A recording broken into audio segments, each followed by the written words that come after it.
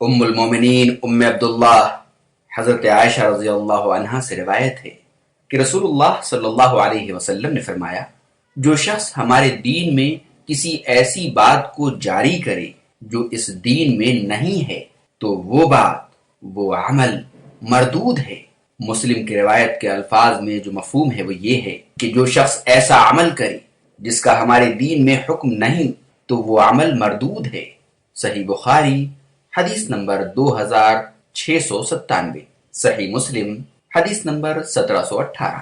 ایسا عمل جو دین کے منافی اور مخالف ہو، یا وہ ایسا عمل ہو جس کی تائید دین کے عمومی قواعد و دلائل سے نہ ہوتی ہو، وہ فعل اور وہ کام اور وہ عمل اپنے بطلان اور عدم اعتبار کے سبب اسی فاعل، اسی کرنے والے پر لوٹا دیا جائے گا۔ حضرت صلی اللہ علیہ وسلم نے اس حدیث مبارکہ میں فرمایا ہے کہ جو شخص ہمارے اس دین میں کسی ایسی بات کو جاری کرے جس کا اس میں حکم نہیں ہے یا اس کا وجود نہیں ہے تو وہ مردود ہے۔ دین اسلام اللہ تعالیٰ کا پسندیدہ دین ہے، چنانچہ قرآن کریم میں ہے، ان الدین عند اللہ الاسلام۔ آل عمران آیت 19۔ بے شک اللہ تعالیٰ کے ہاں پسندیدہ دین صرف دین اسلام ہے۔ جو شخص اسلام کے علاوہ کوئی دوسرا دین، مذہب یا طریقہ اختیار کرے وہ اللہ کے یہاں ہرگز سند قبولیت نہیں پائے گا، یعنی اللہ کے یہاں اس راستے کے علاوہ کسی بھی راستے پر جانے سے جنت الفردوس میں جگہ نہیں ملے گی۔ اگر آپ غور کریں گے تو آپ کو معلوم ہوگا کہ اللہ کے اس وقت موجودہ دین کے علاوہ سب کلچر ہیں، اب اس کا دین سے تعلق نہیں، شرک سے تعلق ہے، بدعقیدگی سے تعلق ہے۔ دوسری جگہ ارشاد فرمایا، ومن يبتغ غير الإسلام دينا فلن يقبل منه وهو في الآخرة من الخاسرين۔ جو شخص اسلام کے علاوہ کوئی دوسرا دین یا مذہب اختیار کرے تو اس کی طرف سے قبول نہیں کیا جائے گا اور وہ آخرت میں گھاٹا پانے والوں میں سے ہوگا۔ آل عمران آیت 85۔ انسان اپنی کمزوری اور لا علمی کے باعث نہیں جانتا کہ اللہ تعالیٰ کن کاموں سے راضی اور کن کاموں سے ناراض ہوتا ہے۔ اسی لیے انسانوں کے لیے دین، مذہب اور ضابطۂ حیات بھی خود اللہ تعالیٰ نے مقرر فرما دیا۔ زندگی کیسے گزاریں گے، کھان پان کیسے کریں گے، کیا کھائیں گے کیا نہیں کھائیں گے، عبادت کا کیا طریقہ ہوگا، جس میں کسی کو ترمیم یا تنسیخ و تبدیلی کرنے کا حق حاصل نہیں ہے۔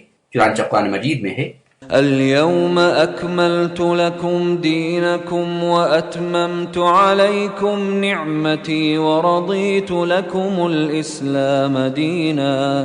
سورہ مائدہ آیت 3۔ آج میں نے تمہارے لیے تمہارے دین کو مکمل کر دیا ہے اور اپنی نعمت تمہارے اوپر پوری کر دی ہے اور تمہارے لیے اسلام کو بطور دین پسند کیا ہے۔ چونکہ دین ہر لحاظ سے کامل و مکمل ہے، اس میں کسی بھی لحاظ سے کوئی کمی نہیں۔ اب اگر کوئی شخص اپنی طرف سے دین میں کسی بات کا اضافہ کرے تو گویا ایسا شخص دین کو ناقص سمجھتا ہے اور اللہ کے مقام پر یا منصب رسالت پر خود فائز ہونا چاہتا ہے۔ جس چیز کی دین میں بنیاد ہی موجود نہ ہو، اللہ تعالیٰ اور اس کے رسول نے اس کی اجازت نہ دی ہو، اسے از خود نیکی سمجھتے ہوئے دین کا حصہ سمجھنا یا باعث ثواب سمجھنا گمراہی تو ہے، کیونکہ ایمان تو نام ہے اللہ کی باتوں کو رسول کے طریقے پر، صحابہ کے منہج پر سمجھنے کا۔ جب آپ نے اپنی عبادت کا طریقہ خود ہی طے کر لیا اور خود سے آپ نے طے کر لیا کہ یہ کرنے سے یہ ثواب ہوگا یا یہ عمل اس طرح کیا جائے، تو گویا کہ آپ نے اپنے آپ کو طریقہ محمدی سے، اتباع رسول سے الگ کر لیا، آپ اپنے نفس کے بندے ہو گئے، جبکہ عبادت وہی ہے جو اللہ کی ہو اور طریقہ رسول پر ہو۔ اصلاح شریعت میں ایسا عمل بدعت کہلاتا ہے جو رب کے نازل کردہ قرآن اور نبی کریم صلی اللہ علیہ وسلم کی سنت کے خلاف ہو۔ حضرت صلی اللہ علیہ وسلم نے بارہا بدعت کی مذمت بیان فرمائی ہے اور اس کے ہولناک انجام سے ڈرایا ہے۔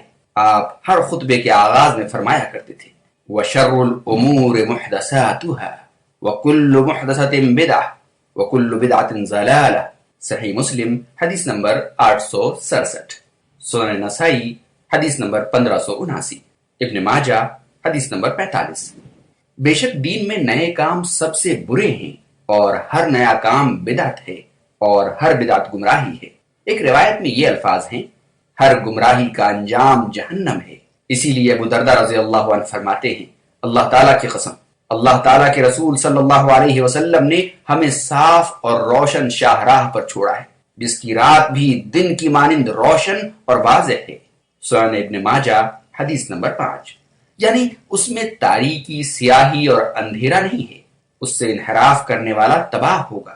حضرت مولانا حاکم علی صاحب ایک عالم گزرے ہیں، فرمایا کرتے تھے کہ حضرت صلی اللہ علیہ وسلم کا دنیا میں وجود مسعود دن کے مانند اور آپ کا اس دنیا سے رخصت ہو جانا رات کے مثل ہے، لیکن دین اس قدر واضح اور صاف ہے کہ آپ کے بعد بھی امت کے لیے دین کے مسئلے میں کوئی ابہام نہیں۔ اسلام ہر اعتبار سے ایک مکمل و کامل دین اور جامع نظریہ حیات ہے، مکمل دستور حیات ہے، اور اس میں انسانی زندگی کے ہر شعبے کے متعلق احکام اور ہدایات موجود ہیں۔ یہی وجہ ہے کہ دین کے نام پر اپنی طرف سے کسی کو اس میں اضافہ یا تبدیلی کی اجازت نہیں دی گئی ہے۔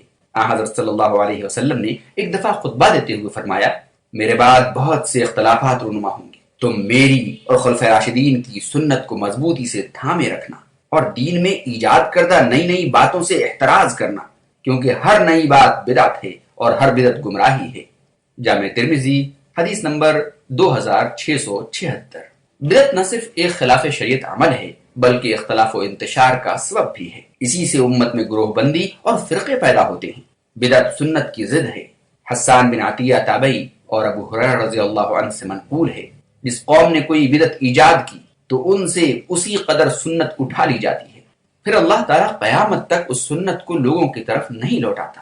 اس تفصیل سے بدعت کی شناخت واضح ہوتی ہے کہ بدعت نہ صرف ایک مذموم عمل ہے بلکہ یہ گمراہی اور خود دخول جہنم کا سبب ہے۔